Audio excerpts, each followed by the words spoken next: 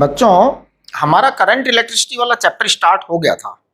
Current electricity वाले chapter में हमने रेजिस्टिविटी की बात कर ली थी, ओम्स लॉ की बात कर ली थी, ड्रिफ्ट वेलोसिटी की बात कर ली थी, राइट। अब हम ये डू योरसेल्फ के क्वेश्चंस हैं कुछ, इनको करेंगे। इसमें से कुछ क्वेश्चन मैं नहीं करूंगा, कुछ क्वेश्चन जो है आपको आइडिया दे करके छोड़ दूंगा। जैसे सबसे पहला वाला क्वेश्चन है डू योरसेल्फ का question number 1, current electricity. Current electricity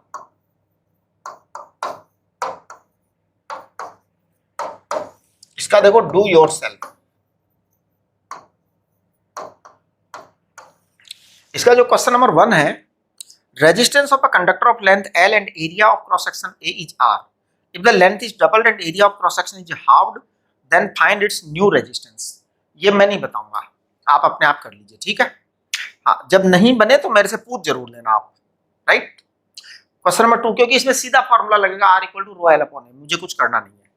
दूसरा देखिए, दूसरा क्वेश्चन है 3000 kilometre long cable consist of 7 copper wires. 3000 kilometre long cable consist of 7 copper wires, each of diameter this bundled together and surrounded by an insulating sheet. बेटा ऐसा ही होता है तार। आपने बाजार से बिजली के तार खरीदे होंगे, तो बिजली के तार को आप थोड़ा सा छीलेंगे, देखो उसमें से काफी सारे पतले पतले तार निकल करके आते हैं, तो वो वाली सीन है ना। Calculate the resistance of the cable use equal to this resistivity of the copper. देखिए बेटा, ये जो है ना 7 जो है स्ट्रैंड्स कहलाते हैं। ये क्वेश्चन नंबर 2, 7 स्ट्रैंड्स हैं, 1 2 3 4 5 6 7। ये जो 7 स्ट्रैंड्स हैं सब पैरेलल होते हैं।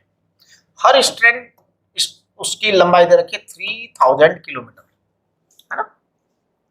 3000 किलोमीटर लंबी केबल है साहब, 7 तार हैं और ईच का डायमीटर जो है ना 0.73 mm है। रेजिस्टिविटी दे रखी है, तो मैं एक काम करता हूँ, पहले एक का कैलकुलेट कर लेता हूँ, है ना। देखिए R एक का कैलकुलेट कर रहा हूँ मैं, रो L upon A।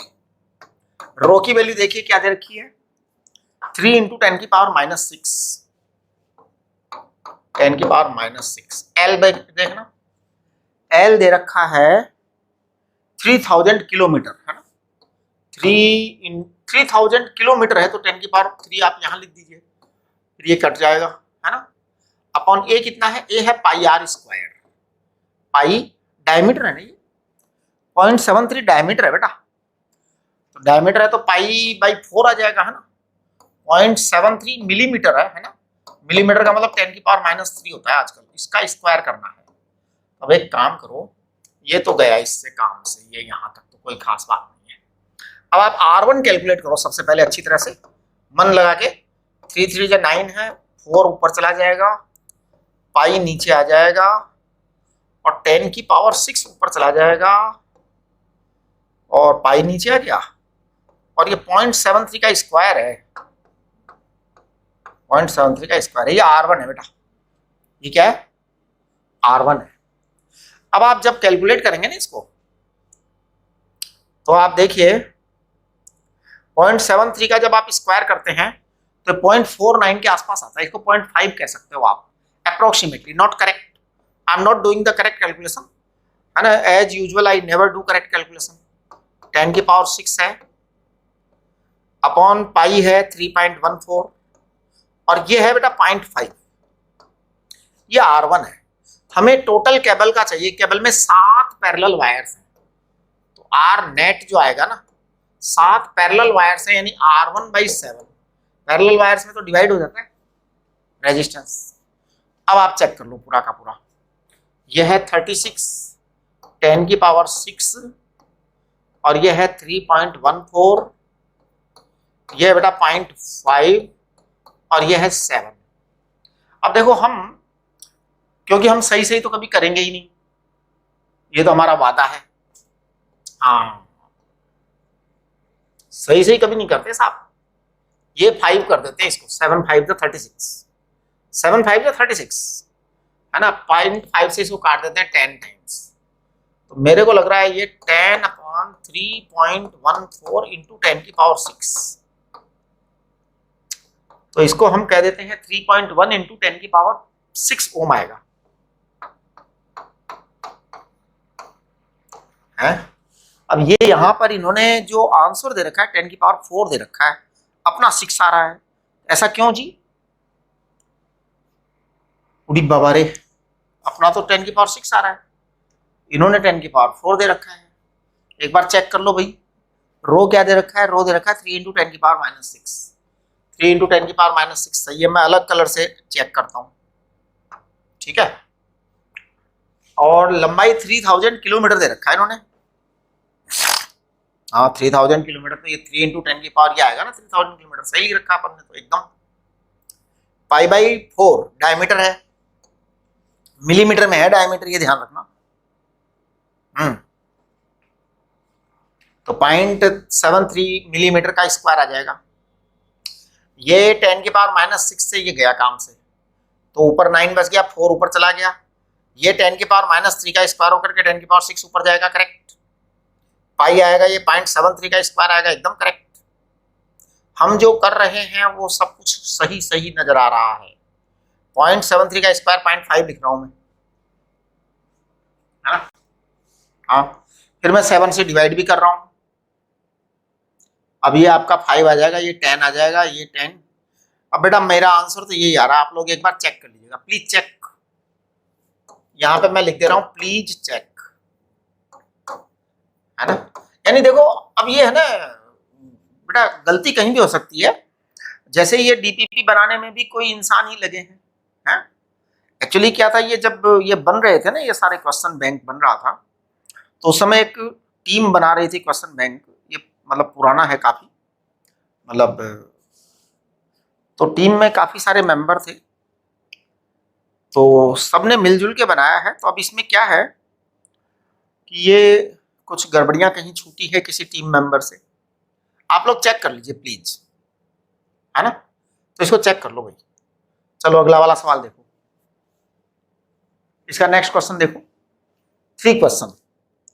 Question number 3, a more experienced assistant finds by experiment that the relationship between the current and voltage for a different specimen can be expressed as this। ठीक है जी, V equal to, ऐसा इन्होंने बोला है, question number 3 है ना? Question number 3 है ना? V equal to A I, तो 70 I, V equal to 70 I plus B कितना दे रखा है इन्होंने, 2 into 10⁻³ I square, 2 into 10⁻³ I square. ये इन्होंने V की वैल्यू दे रखी है ना? ये V की वैल्यू दे रखी है इन्होंने, B और A की, मैंने A और B की वैल्यू रख दी है मैंने ईमानदारी से। In addition to resistance, physicists often use a quantity called dynamic resistance, okay, to describe the properties of an object like this one, correct? The dynamic resistance is defined as the rate of the change of voltage with respect to the current, which can be found from the slope of VI graph rather than the ratio VI, correct? To avoid confusion, the usual resistance can be referred as static resistance. What are the static resistance and dynamic resistance of this object for this? Correct, very good question। ध्यान दो बेटा, 2 term introduce कर रहे हैं आज हम आपको, एक स्टैटिक रेजिस्टेंस और एक dynamic resistance. Static resistance, actually ये जो टर्म है ना, ये मॉडर्न इलेक्ट्रॉनिक्स में काम ली जाती है, static resistance and dynamic resistance.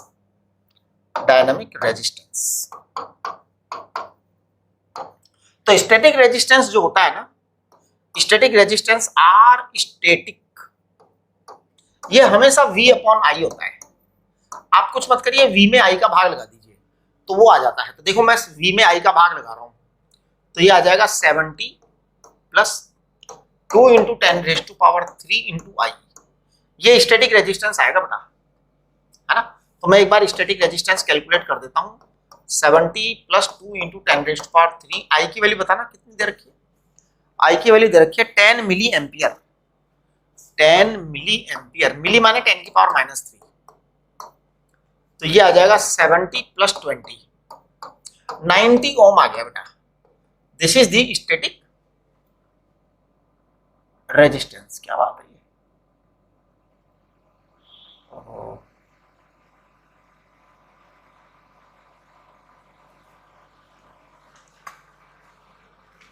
चलो अब देखो डायनामिक रेजिस्टेंस। डायनामिक रेजिस्टेंस होता है आर डायनामिक। एक्चुअली इसको स्मॉल आर से रिप्रेजेंट करने की ज्यादा परंपरा है। डायनामिक रेजिस्टेंस को हम स्मॉल आर से रिप्रेजेंट करते हैं, है ना। तो स्मॉल आर से रिप्रेजेंट करते हैं, ये होता है डीवी अपॉन डीआई। इसमें डिफरेंशिएशन करते हैं बाकायदा। डीवी अपॉन डीआई को डिफरेंशिएट किया जाता है। अब डिफरेंशिएट करिए आप जो क्वांटिटी है उसको, कहाँ है वी, कहाँ है वी, इसको डिफरेंशिएट करो जी। तो देखिए dynamic resistance, small R is dynamic resistance. Dynamic resistance इसको डिफरेंशिएट करिए आप जल्दी से, dV upon dI. DV upon dI करेंगे तो 70 आएगा बिल्कुल, प्लस यहाँ 40 इंटू 10⁻³ आई आ जाएगा, 4 इंटू 10⁻³ आ जाएगा। 2 है ना, आई स्क्वायर का डिफरेंशियल 2i।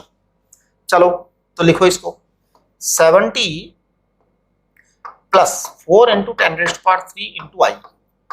तो जरा देखना 70 प्लस 4 इंटू 10⁻³ इंटू आई, बताना जरा।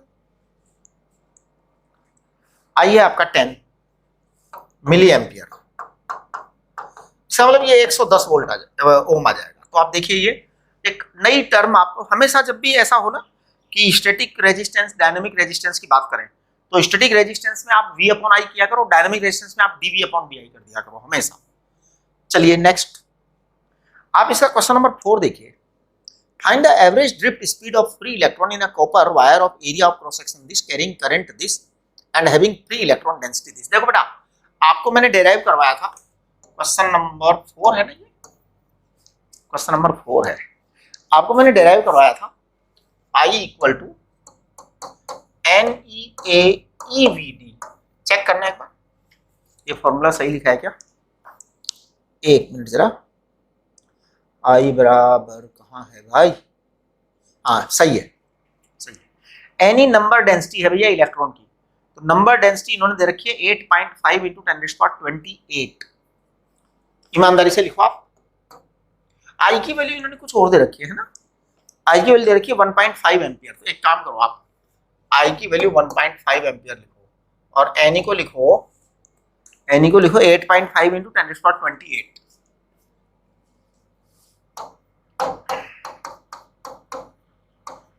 एरिया ऑफ क्रॉस सेक्शन बताना 10⁻⁻7। ई चेक करना 1.6 into 10⁻⁻19 into vd. Drift velocity calculate कर लो बस। This is your answer, this is your answer, V drift. हाँ देखो कितना आएगा ये, 10⁻7 10⁻9 26, तो 2 आ जाएगा यहाँ पे 10⁻2। हाँ 10⁻2 आ जाएगा। देखना मैं लिख रहा हूँ वी ड्रिफ्ट बराबर 1.5 अपॉन 8.5 इंटू 1.6 इंटू 10⁻2। जरा चेक करना,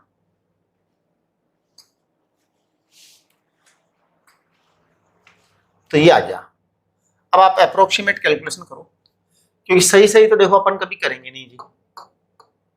1.5 अपॉन 8.5 को 1.6 से मल्टीप्लाई करो जरा, 8.5 को 1.6 से मल्टीप्लाई करो। 16 8 जा 128। हाँ 16 8 जा ना, हाँ 16 8 जा 128, और फिर 8 उसमें जोड़ दो तो 130। तो ये 130 आ गया, 13 आ गया ये, है ना। 13 इंटू 10⁻2 है ना। तो इसको एक काम करो 15 अपॉन 13 इंटू 10⁻³ करना। वी ड्रिफ्ट बेटा, तो वी ड्रिफ्ट आ जाएगा ये अपना 1.1 से कुछ ज्यादा आ जाएगा, है ना। 1.1 से, वो उन्होंने 1.1 ही दे दिया। मैं भी यही चाहता था, कैलकुलेशन जो है ना ऐसे देखो आप, ठीक है। चलिए हाँ जी नेक्स्ट। अब आप देखिए क्वेश्चन नंबर 5 जो है ना, इसको आप ध्यान से देखो।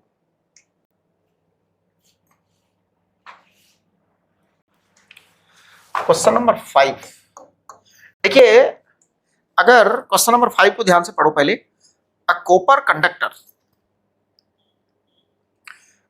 Conductor of increasing diameter has been shown in the figure. Which of the following quantities vary along the length of the conductor? Current density, electric field, resistivity and drift velocity. चलिए हम ये सब चेक करते हैं। देखो ये एक wire है जो ऐसा है, एक वायर है जो ऐसा है, right. It is very obvious that cross section is increasing. Cross section is increasing. देखो एक बात बताऊं, अगर ये वायर जो है ना, इसके मैं छोटे छोटे टुकड़े कर दूं तो this wire can be considered as series combination of large number of small pieces. ध्यान दो, मान लो ये आपका एक्सिस है, मैं इसको यहां से कट करता हूं, 1 2 3 4 बना दिए इससे, है ना। अब इस एक वायर को मैं R1 मान लूं, ऐसा मान लो, अगर ऐसा मान लो, जरूरत नहीं है वैसे, मान लिया हमने, तो दिस इज सीरीज कॉम्बिनेशन।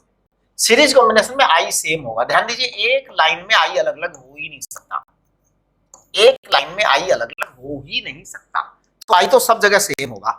यहां पर ए है, इन्होंने कहा है, यहां पर बी है, इन्होंने कहा है, तो नेचुरल है कि cross section area of A is very less than cross section area of B. I is always same in a line. तो सबसे पहले हम करंट डेंसिटी की बात कर लेते हैं। करंट डेंसिटी होता है आई अपॉन ए। आई सेम है बेटा, इसका मतलब J proportional to 1 upon A हुआ। अब जब J proportional to 1 upon A हुआ ना, इसका क्या मतलब होता है, J proportional to 1 upon A हुआ, इसका मतलब J at point A is greater than J at point B. Check करिए, ए पर J करंट ज्यादा आएगा, है ना। हाँ जी, करेक्ट। अब देखो, आपको कहा था J बराबर सिग्मा ई, J बराबर सिग्मा ई पढ़ाया था, आपको पढ़ाया था क्या। अब देखिए, सिग्मा जो है ना वो मटेरियल की प्रॉपर्टी है। सिग्मा क्या है, मटेरियल की प्रॉपर्टी है, वो कभी बदलती नहीं है, वो जितनी है उतनी है, तो इसे सिग्मा तो कांस्टेंट क्वांटिटी है। अब आपका J प्रोपोर्शनल टू E है, या आप कहिए E प्रोपोर्शनल टू J है, तो भैया ये तो प्रोपोर्शन है, इसका मतलब E at A is greater than E at B। ये बात भी सही है, ये बात भी सही है। तो पहली वाली बात सही है, दूसरी वाली बात सही है। आगे क्या कह रहे हैं, इलेक्ट्रिक फील्ड की बात हो गई। रेजिस्टिविटी, रेजिस्टिविटी तो भैया कभी बदलती नहीं है, मटेरियल की रेजिस्टिविटी तो हर हालत में सेम रहती है। तो रो ए बराबर rho B, even sigma A बराबर sigma B. Resistivity and conductivity जो है मटेरियल की कभी नहीं बदलती, चाहे साइज शेप कुछ भी हो, शेप साइज कुछ भी, उससे कोई लेना देना नहीं है। हाँ, ड्रिफ्ट वेलोसिटी की बात हम जरा कर लेते हैं कि ड्रिफ्ट वेलोसिटी का क्या हाल होगा। ड्रिफ्ट वेलोसिटी का चेक करो भैया हाल चाल। ड्रिफ्ट वेलोसिटी देखो क्या है कि हमारा जो है ना, ड्रिफ्ट वेलोसिटी जो होती है म्यू ड्रिफ्ट, वो होती है म्यू इंटू ई, म्यू इंटू ई, है ना। और म्यू आपका जो है मोबिलिटी होता है, जो कि कांस्टेंट होता है एक मटेरियल के लिए। तो मेरे हिसाब से वी ड्रिफ्ट जो है ना वो प्रोपोर्शनल टू ई होना चाहिए। इसका मतलब ये भी ऐसा ही रहेगा, ड्रिफ्ट वेलोसिटी जो है ए पर ज्यादा आएगी और बी पर कम आएगी। देखते हैं जरा क्या है, ड्रिफ्ट वेलोसिटी ए पर ज्यादा आएगी और बी पर कम आएगी।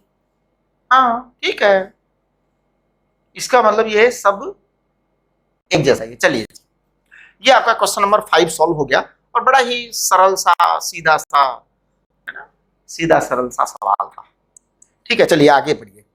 6 number, electric current I flows in a metallic wire of length L, find the total linear momentum of electrons in the wire. अच्छा, करंट फ्लो हो रहा है साहब आई।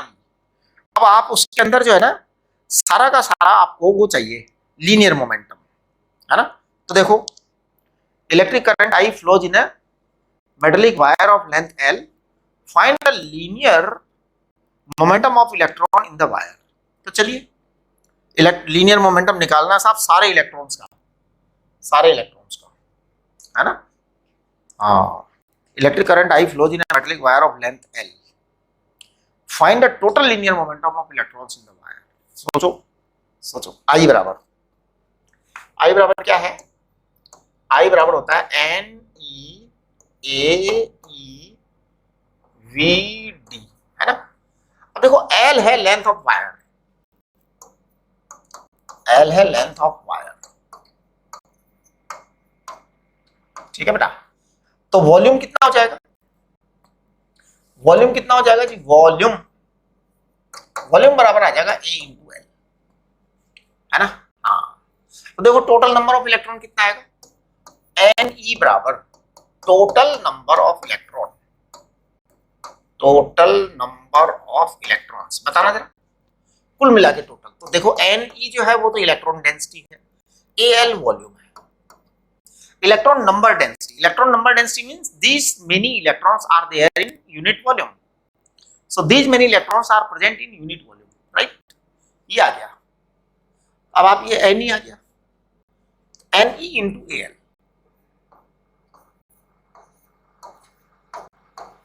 N E into A L, correct, ये आपके पास में आ गया। अब एक काम करिए आप, जब आपके पास ये सब है ना, तो अब आप मोमेंटम निकाल दो। मोमेंटम साहब P बराबर मोमेंटम, तो मोमेंटम बराबर m into V into N E, भाई एक का निकालो और एन ई से मल्टीप्लाई कर दो, सिंपल। अब मैं एक का निकाल रहा हूं, मास तो है ही इलेक्ट्रॉन का, v ड्रिफ्ट वेलोसिटी, यहां से ले रहा हूं ड्रिफ्ट वेलोसिटी, ड्रिफ्ट वेलोसिटी है I बराबर, सॉरी ड्रिफ्ट वेलोसिटी बराबर है, ड्रिफ्ट वेलोसिटी देखो यहां से आएगा I upon N E A E, I upon N E A E, correct. N E is number of electrons, है ना।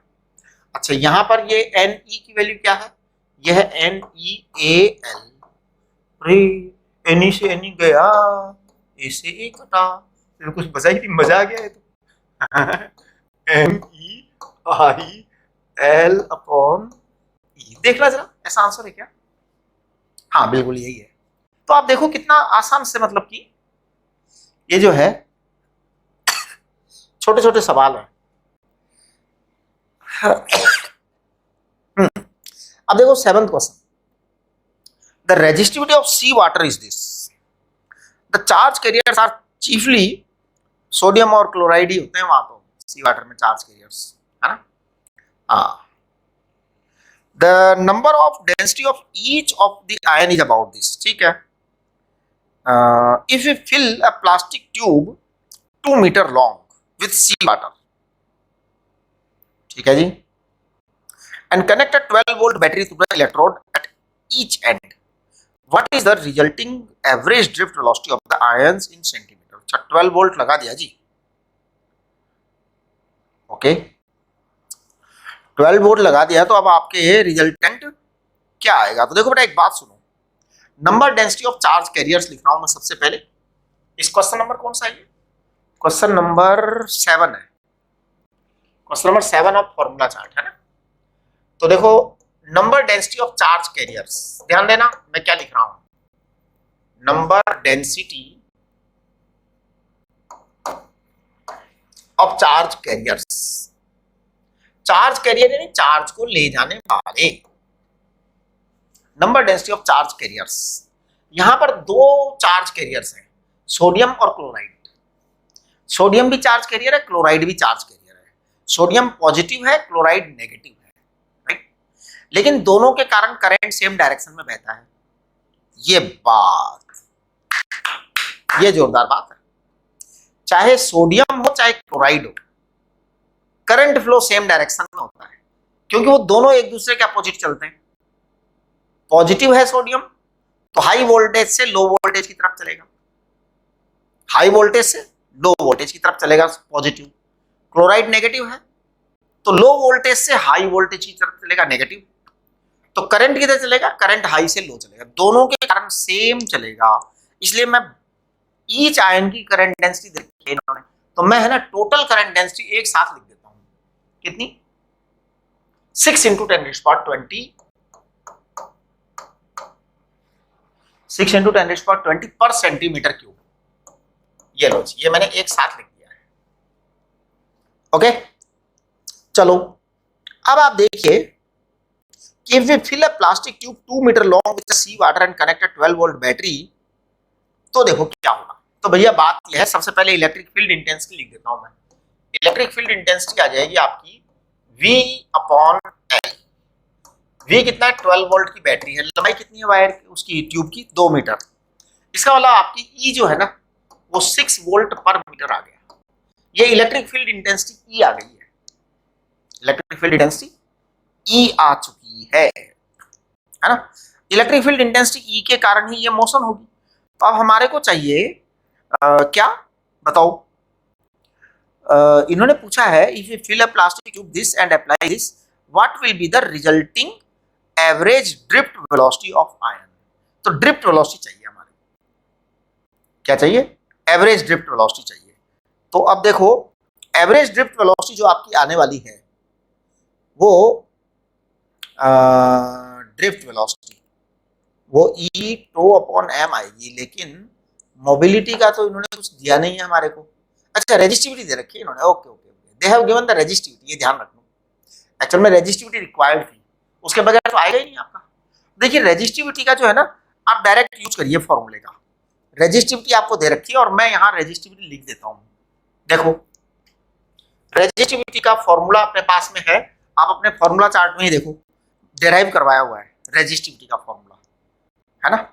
हाँ आप चाहो तो डेराइव कर सकते हो, स्टेप्स आपको क्लियर है सारे के सारे। रेजिस्टिविटी का फॉर्मूला है एम अपॉन, लेकिन टो नहीं है ना अपने पास में, तो टो वाला फॉर्मूला तो यूज में ले ही नहीं सकते आप, इसलिए आप उसको काम में मत लो रेजिस्टिविटी वाले को। आप एक काम करो सिंपल फॉर्मूला लगाओ, है ना।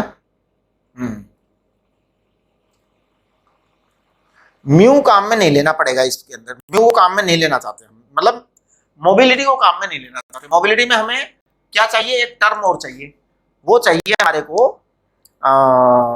वो रिलैक्सेशन टाइम, जो कि रिलैक्सेशन टाइम यहाँ कहीं भी अवेलेबल नहीं है ना। Nowhere in this question relaxation time is available. आप चेक कर लो एक बार कि कहीं रिलैक्सेशन टाइम दिख रहा है क्या आपको। रेजिस्टिविटी दे रखी है बट रिलैक्सेशन टाइम नहीं दे रखा, है ना। रेजिस्टिविटी जब आपको दे रखी है, रेजिस्टिविटी ऑफ सी वाटर दे रखा है आपको, तो इसका मतलब आप करंट नहीं निकाल सकते, डायरेक्ट करंट आ जाएगा आपका। तो देखो ट्यूब का इन्होंने डायमीटर दे रखा है क्या, एक मिनट जरा। Resistivity of sea water is given, the charge carrier is given, this density is given, right. 2 metre long wire, okay 2 metre long वो दे दिया आपको, कनेक्ट दिया। इसमें इन्होंने है ना cross section of the tube नहीं दे रखा, ऐसे कैसे भाई, cross section of the tube कुछ तो दो। अच्छा चलिए, जे बराबर सिग्मा ई होता है, हाँ ये भी होता तो है ही बिल्कुल। तो एक काम करो, ध्यान दो, अपने को ई दे दिया इन्होंने, है ना। जे बराबर होता है सिग्मा इंटू ई, बराबर होता है 1 अपॉन रो इंटू ई, बराबर होता है आई अपॉन ए, करेक्ट, आई अपॉन ए, बिल्कुल ठीक है। एक काम करिए आप है ना आई अपॉन ए निकालिए सीधा, आई अपॉन ए निकालिए, करेक्ट, और ई अपॉन रो लिख करके निकालिए आप। ई दे रखा है आपको 6 और रो दे रखा है आपको क्या, अब ये क्या अरेंज करना पड़ेगा ना कि आपको जो है रो दे रखा है इन्होंने 25 ओम सेंटीमीटर, ध्यान देना यूनिट पर बड़ा ध्यान देना है, 25 ओम सेंटीमीटर है, ओम सेंटीमीटर, सेंटीमीटर का मतलब 10 की पावर -2,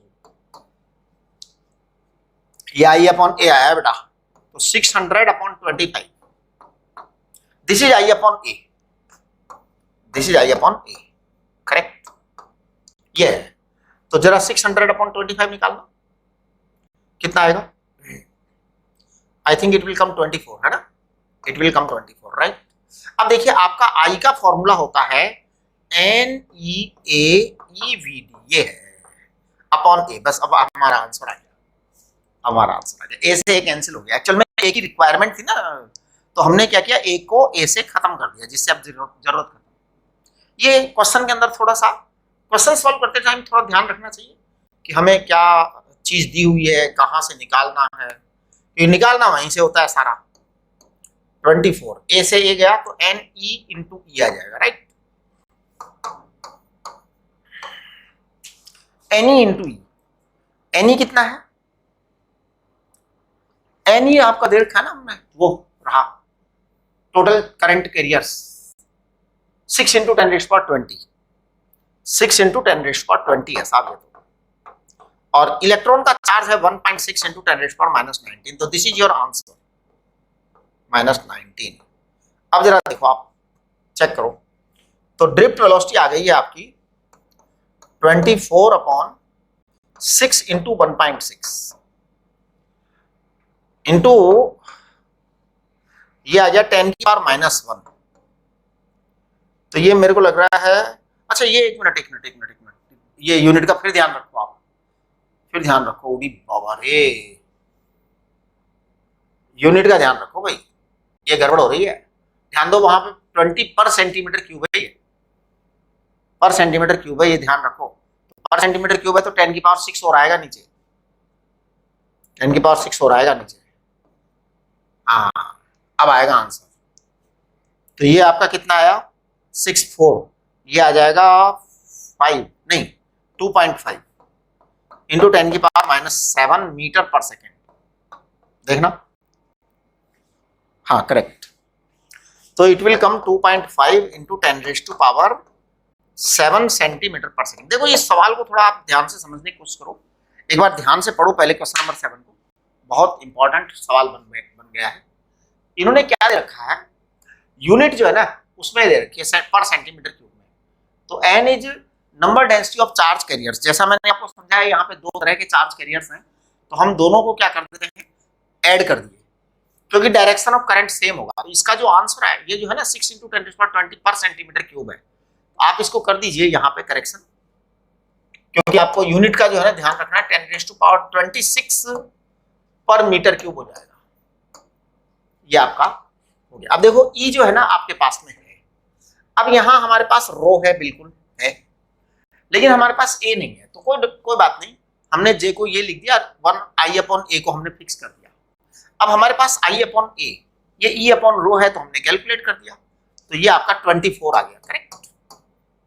I/A 24 आ गया। अब I हमारे पास में ये चीज है, ए से एक गायब हो गया, बस ठीक है, VD निकाल लो, तो VD आपका ये आया।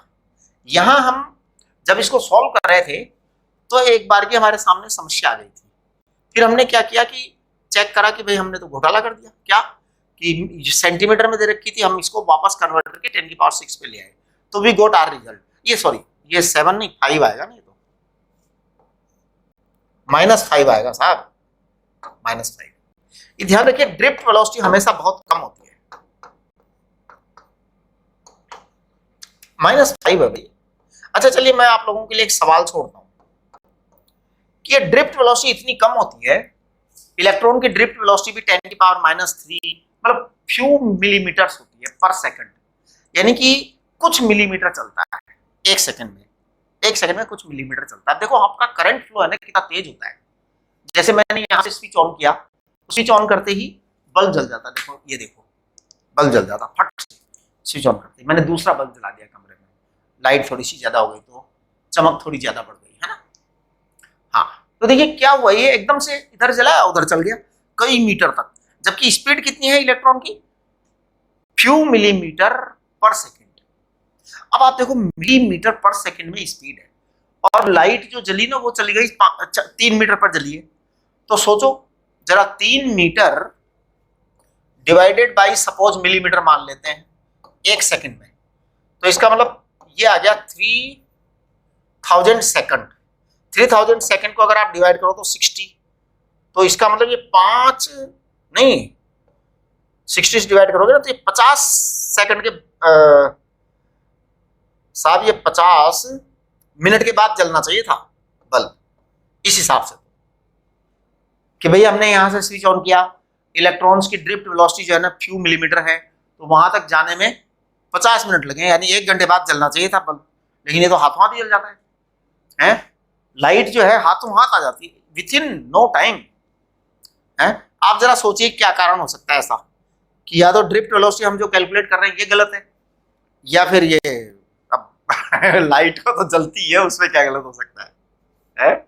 लाइट तो जलती है, उसमें कुछ गलत नहीं हो सकता, उसमें कुछ गलत नहीं हो सकता। आप अपना सोचो कि क्या बात है, ड्रिफ्ट वेलोसिटी तो हम गलत कर ही हम तो खैर गलत करते ही नहीं है ना, हम तो एकदम परफेक्ट करते हैं। अब सोचिए ऐसा क्यों होता है कि हमने इधर से स्विच ऑन किया, लाइट वहां चली गई, जबकि इलेक्ट्रॉन को जाने में कुछ घंटे लगेंगे यहाँ वाले इलेक्ट्रॉन को वहां तक पहुंचने में, राइट। क्वेश्चन नंबर 7 था ये। अब देखिए question number 8, a current is flowing through a cylindrical conductor of radius r, cylindrical conductor है, radius r, such that the current density at any cross section is given by this, okay, where r is the radial distance from the axis of the cylinder, calculate the total current through the cross section of the।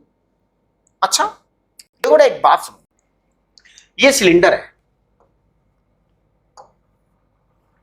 और आप cylinder की axis देख लो एक बार, सभी बच्चे cylinder की axis देख ले, एक्सिस देख ली, इसका क्रॉस सेक्शन देखो, सिलेंडर का, सिलेंडर का क्रॉस सेक्शन देखिए आप, ये सिलेंडर का क्रॉस सेक्शन है, इसकी रेडियस कैपिटल आर है ना। तो मैं इस सिलेंडर को बहुत सारे छोटे छोटे कॉन्सेंट्रिक सिलेंडर्स में काट सकता हूं, राइट। तो मैं डी आई निकाल रहा हूं, D I is what, small current of small specimen, है ना, small current in infinitesimal small cylinder, infinitesimal small cylinder, small cylinder, ध्यान देना, सवाल पढ़िए आप। तो डी बराबर आएगा जे इंटू डी ए, जे आपका करंट डेंसिटी है, तो डी ए आपका क्रॉस सेक्शन एरिया उस सिलेंडर के टुकड़े का। तो देखिए मैं यहां पर एक सिलेंडर बना रहा हूं जिसकी रेडियस स्मॉल आर है, इसकी थिकनेस डी आर है साहब थिकनेस। अब आप इसका जो है ना क्रॉस सेक्शन बताइए इस छोटे वाले टुकड़े का, तो मैं कह रहा हूं इसका आएगा ये J into D A, J into D A, मैं बता रहा हूं डी ए क्या है, डी ए मैं बता रहा हूं, डी ए आएगा 2 पाई आर डी आर, ये आएगा बेटा 2 पाई आर डी आर, करेक्ट। चलिए अब मैं यहां पे लिख रहा हूं आई आएगा इंटीग्रेशन डी आई, जीरो से लेके कैपिटल आर तक ले लो आप, कहां तक लेना है अपने को, जीरो से लेके कैपिटल आर तक लेना है ना, हाँ जीरो से लेके कैपिटल आर तक लेना है। तो आप देखो जे तो आप जे रहने दो, 2 पाई रहने दो, और जे में साहब वेरिएबिलिटी है, जे में वेरिएबिलिटी है इसलिए अंदर रखना पड़ेगा, जो चीज वेरिएबल है उसको उसके इंटीग्रेशन के अंदर रखना पड़ेगा। तो 1 minus small r upon capital r है, इंटू आर है और इंटू डी आर है, चेक करना था, बोलो हाँ, चेक करिए। आई बराबर कितना आ जाएगा 2 पाई, जे नॉट को बाहर निकालो, जे नॉट को बाहर निकालो, है ना। हाँ अब आप जो है ना इंटीग्रेशन करिए 1 minus r upon r into r d r, और जीरो से लेके कैपिटल आर तक करो बेटा इंटीग्रेशन, एक बार चेक करना प्लीज। आई इक्वल टू क्या है 2 पाई जे नॉट, करो आप, r minus r square by 2r, zero से कैपिटल आर। आप लोग चेक कर लीजिए प्लीज। हाँ आर गलत कर दिया ना मैंने, तो उड़ी बाबा रे, ये आर स्क्वायर बाई 2 आएगा है? और वो आर क्यूब बाई 3 आएगा, मैं भी कैसा आदमी हूं है? आप लोग देखा करो भाई, हाँ इसीलिए तो कहता हूं मेरे को आप चेक कर लिया करो, मेरी बात पर भरोसा मत किया करो। अब आप देखना आर स्क्वायर बाई 2 है माइनस आर स्क्वायर बाई 3 है, ये हुआ। तो जरा मैं चेक कर रहा हूं आई बराबर कितना आएगा, 2 पाई जे तो है ही, 2 पाई जे नॉट तो है ही, और आर स्क्वायर बाई 2 में से आर स्क्वायर बाई 3 गया तो कितना बचा, आर स्क्वायर बाई 6 है ना, तो ये आर स्क्वायर बाई 6 आएगा। तो मेरे को लग रहा है ये पाई J not are square by 3 आना चाहिए, देखते हैं जरा है क्या, सही है। कुल मिलाकर के आप इस तरह से कैलकुलेशंस करेंगे। क्वेश्चन नंबर 9 कल करेंगे, 10 भी कल करेंगे, 10 भी कल करेंगे है ना, 11 भी कल करेंगे, मतलब अगले लेक्चर में आ जाएगा आपका 13, ये 13 तक मैं करूंगा, 13th वाला सवाल मैं नहीं करूंगा, 13th वाला तो आप लोग करना है ना। 13th वाला भी मेरे को करने की इच्छा नहीं हो रही है वैसे तो मैं हूं ना 11th भी नहीं करना चाहता। और वैसे एक बार बताऊं, एक बार मुझे प्रयत्न करना चाहिए कि 9th भी आप लोग ही करें। 10th वाला तो मैं करवा दूंगा, 10th वाला तो मैं करवा दूंगा, है ना। 9th भी आप लोग अपने आप करें, 10th मैं करवा दूंगा, 11th भी एक बार प्रयत्न तो कर ले, फिर बाद में मैं करवा तो दूंगा।